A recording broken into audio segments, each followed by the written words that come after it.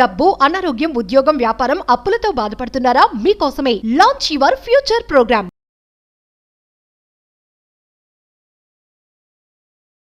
నమస్తే, welcome to Suman TV. ప్రస్తుతం మనతో పాటు ప్రముఖ ఆధ్యాత్మికవేత్త శ్రీనివాసులు అనంతరామ శర్మ గురువు గారు ఉన్నారు. వీరితో కొన్ని విషయాల్ని మనం మాట్లాడి చర్చిద్దాం.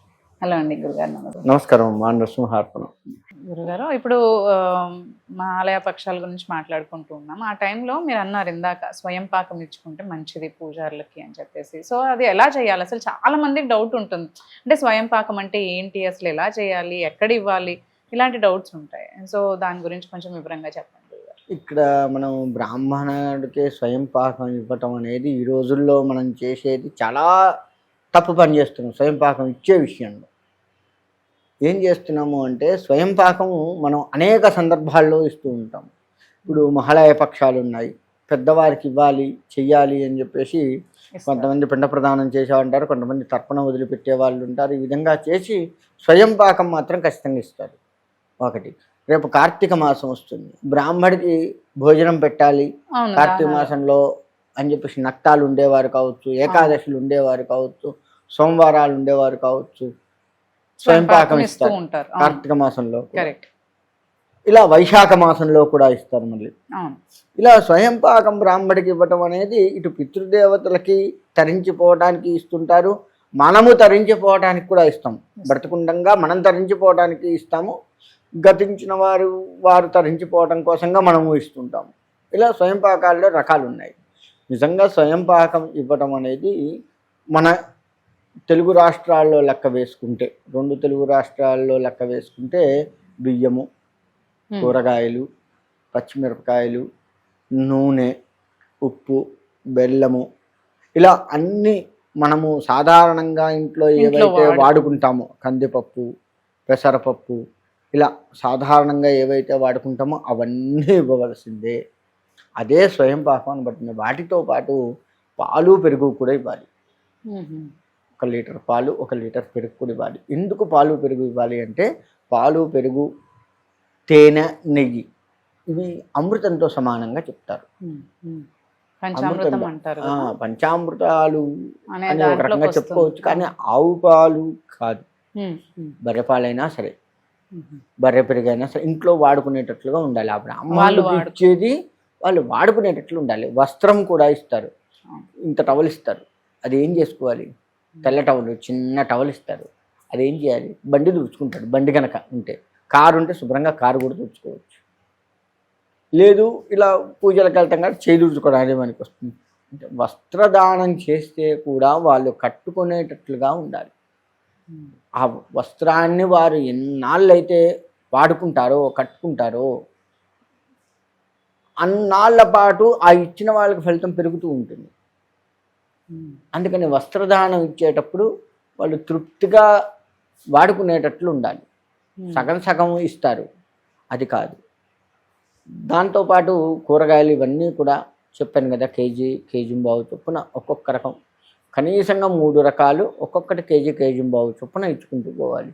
అంతేకాని 2 టమాటాలు, 2 వంకాయలు, 2 కాకరకాయలు ఇలా మనం అలా తినం కదా, అలా ఇవ్వకూడదు. స్వయం పాకం అనేది తృప్తిగా ఇవ్వాలి. మనము ఇచ్చేవాడు తృప్తిగా ఇవ్వాలి, తీసుకునేవాడికి కూడా తృప్తి ఉండాలి. అమ్మా ఇవాళ చాలా రకాలు వచ్చినాయి కూరలు ఈ ఇంట్లో, నిజంగా ఈ ఇంట్లో ఈ 4 రోజులు హాయిగా తినొచ్చు వీటితోటి. ఒక్కొక్కటి కేజీ, ఈరోజు 1 కేజీ వంకాయ తిన్నాను, రేపు కేజీ దోసకాయ తిన్నాను, ఇలా తీసుకుని 4 రకాలు 3 రకాలు ఇస్తే 3 రోజులు నేను తృప్తిగా తిన్నాను కదా. 3 రోజులు తృప్తిగా తినొచ్చు అనే తృప్తి నాకు కలుగుతుంది కదా. అది ఆశీర్వచనంగా మరి పితృదేవతలు కూడా తరించిపోయేటట్లు చేసి ఇచ్చిన వాడికి వంశాభివృద్ధి అయ్యేటట్లుగా చేస్తుంది. ఆ తృప్తి చాలు బ్రాహ్మణుడికి. సగం సగం ఇస్తే సరిపోతే ఈ అమ్మాయి ఇచ్చారు కానీ అని అనుకున్నాడు అనుకో ఆ బ్రాహ్మణుడు, ఏముంటుంది ఫలితం? ఇచ్చిన ఫలితం ఉండదు ముందు, ఎందుకంటే నువ్వు అర్ధ కడుపు నింపుతున్నావు, అలా ఉండదు.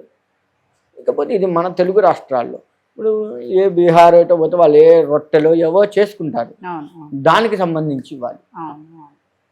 ఆయిల్, పిండి, ఇలా వాటికి సంబంధించి ఇవ్వాలి. అంటే ఏ ప్రాంతంలో ఉంటే ఆ ప్రాంతం వారు అక్కడ తినేటువంటి ఆహారం ఏదైతే ఉందో అది ఇవ్వాలి. అమెరికాలో బ్రెడ్ ముక్కలు తింటే అవే ఇవ్వాలి, ఇంకా తప్పదు. అంటే ఏదైనా బ్రాహ్మడికి ఇచ్చేది తృప్తిగా ఇవ్వాలి అని చెప్తాం. ఏ ఇప్పుడు ప్రాంతం స్వయం ఉందో. పాకం ఇచ్చేటప్పుడు గుళ్ళో ఇస్తారు కదా, ఆ గుళ్ళోనే ఇవ్వాలా, లేదు అంటే ఇప్పుడు మనము పిండి ఒక ప్రదానాలు చేయడానికి బ్రాహ్మణుని ఇంటికి పిలుచుకొని ఉమ్, ఇంటి దగ్గర తర్పణాలు అవి చేసేది చేసుకొని. అలా చేసుకొని ఉమ్, ఇవ్వాలి. అలా చెయ్యకపోతే కనీసం ఇంటికి తీసుకొచ్చుకొని ఉమ్, ఫోటో పెట్టుకొని అయితే చేస్తాం కదా మనం. అవును.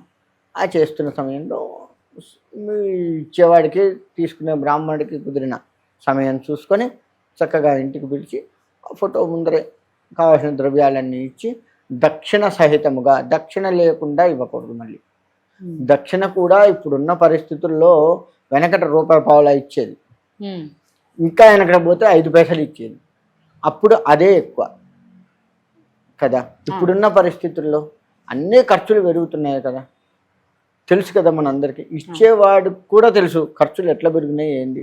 దానికి తగ్గట్లుగా కనీసంగా 1001 రూపాయి, అవును. కనీసంగా 1000 రూపాయలు అనమాట ఇవ్వాలి. సున్నా రాకుండా చూసుకోండి. 1000 రూపాయలు ఇస్తున్నాము అంటే సున్నా రాకుండా చూసుకోవాలి. పైన 1 రూపాయి కల్పించాలి. సున్నా శేషం అవుతుంది, పూర్ణం కాదు కదా. ఉమ్, ఉమ్, కాబట్టి అలా సున్నా రాకుండా చూసుకోవాలి. అలా మంచిగా దక్షిణ కూడా తృప్తిగా ఇవ్వాలి. ఉమ్, వీడికి 5 నిమిషాలు 1000 రూపాయలు ఆ ఆలోచన కూడా రావద్దు. నేను పితృదేవతల కోసం ఇస్తున్నాను. ఇస్తున్నాను. నువ్వు ఇచ్చే సంవత్సరానికి ఒక్కసారి కదా. ఆ సంతృప్తిగా ఒక్కసారి కూడా నువ్వు తృప్తిగా ఇవ్వలేకపోతే, తృప్తిగా ఉండలేకపోతే ఇంకా నువ్వు ఇచ్చిన ఫలితం ఏమొస్తుంది? ఉండదు. ఉమ్, కాబట్టి ఇచ్చేది బ్రాహ్మణుడు తృప్తి పడేటట్టు ఇవ్వాలి, మనము తృప్తి పడేటట్టు ఇవ్వాలి. 1000 రూపాయలు ఇస్తే తృప్తి పడతాడు ఆయన. అట్లని చెప్పి 1000 రూపాయలు ఇచ్చాడు, 1 కోటి రూపాయలు ఇస్తే బాగు అలా అనుకోరు బ్రాహ్మణుడు. బ్రాహ్మణ దగ్గర అత్యాశ ఎక్కడా లేదు. ప్రస్తుత కాలమాన పరిస్థితుల్లో ఉన్నటువంటి పరిస్థితులను బట్టి రేట్లు పెరుగుతున్నాయి కాబట్టి వీరు కూడా రేట్లు పెంచారే తప్ప సరిపో. ఇప్పుడు ఈయన కూడా బ్రతకాలి కదా. ఉమ్, ఉమ్, మనం బతుకుతున్నాం. ఇప్పుడు ఆఫీస్కి వెళ్తాము, సుమన్ టీవీకే వచ్చాము, ఓ 50,000 ఇస్తున్నాడు, సరిపోవు, ఒక 5,000 10,000 పెంచితే బాగని మనం అనుకుంటాం కదా. అవును, అవునా కదా. అవును. అంటే రేట్లు పెరుగుతున్నప్పుడు మనం చేసే మనం అనుకుంటాం. ఉద్యోగాల్లో కూడా పెరగాలి అనుకుంటాము. అవును, అవును, మరి ఈయన ఉద్యోగమే ఇది, బ్రాహ్మణుడు తరింప చేయటమే కదా ఈయన ఉద్యోగం. అవును. మరి నిన్ను తరింపజేసి, నీ పితృదేవతల్ని తరింపజేసి, నీ వంశాన్ని తరింపజేసేటువంటి వాడికి నువ్వు ఎంత తృప్తికి ఇవ్వాలి? ఉమ్, మనం ఒక ఆఫీసులో బతుకుతున్నాం అంటే ఒకడి కోసమే బతుకుతున్నాం, ఎవడు హెడ్డో వాడి కోసమే బతుకుతున్నాం. కానీ బ్రాహ్మణుడు ఒకడి కోసం కాదు, ఉమ్, వంశం మొత్తం కోసం బ్రాహ్మణుడు పుట్టాడు. వాడిని ఉద్ధరించడం కోసం బ్రాహ్మణుడు తాపత్రయపడి బ్రతుకుతున్నాడు. ఉమ్, అటువంటి వాడికి నువ్వు ఎంత తృప్తిగా ఇవ్వాలి, నువ్వు ఎంత తృప్తితో ఉండాలి ఆ బ్రాహ్మణుడి విషయంలో. ఇది మర్చిపోవద్దు. అలా చేసుకోగలిగితే నిజంగా 100కి 1000% మనకు పుణ్యం కలుగుతుంది. ఆ విధంగా ఇస్తే మంచిది. గురుగారు అలాగే అండి, ధన్యవాదాలు. మంచిది.